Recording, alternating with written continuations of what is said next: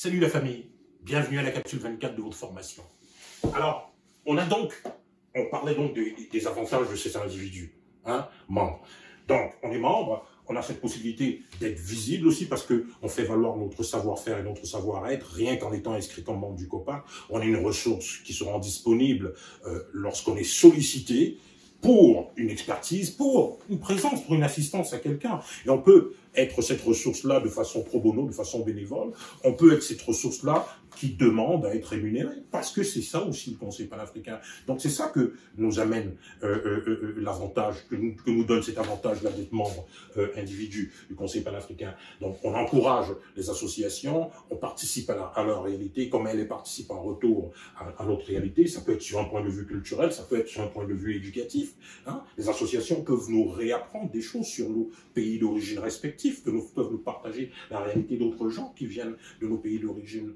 Voilà. Alors, et peuvent contribuer à l'intégration, à notre intégration lorsqu'on arrive dans la nouvelle terre d'accueil. Donc, on a cet avantage-là qu'on a des entreprises avec qui on a un rapport très sain, très équilibré, dans la mesure où elles doivent se mettre sur leur 31 pour se préparer lorsqu'on bénéficie ici d'un fonds Providence. Donc, de l'argent qui tombe comme ça, qui arrive et qui nous amène à regarder les entreprises qui n'ont pas nécessairement les moyens de communiquer. Alors, on les encourage, on les amène à se perfectionner, à grandir, à croître via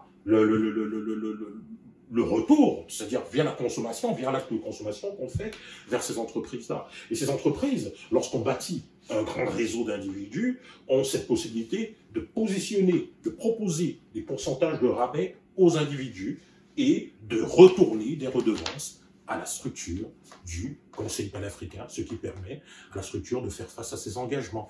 Voilà toute l'intelligence derrière la politique d'adhésion, la politique du membership du COPAC, derrière ce 24 $ individu, derrière ce 100 $ entreprise et derrière ce 100 $ association.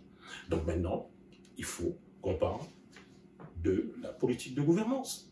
De la gouvernance, tout simplement, parce que c'est important de revenir sur la politique de gouvernance. Vous savez que tout à l'heure, dans les précédentes capsules, le CA, tout le poids de la gouvernance reposait sur des associations qui n'avaient pas nécessairement, qui n'offraient pas nécessairement une stabilité à la structure.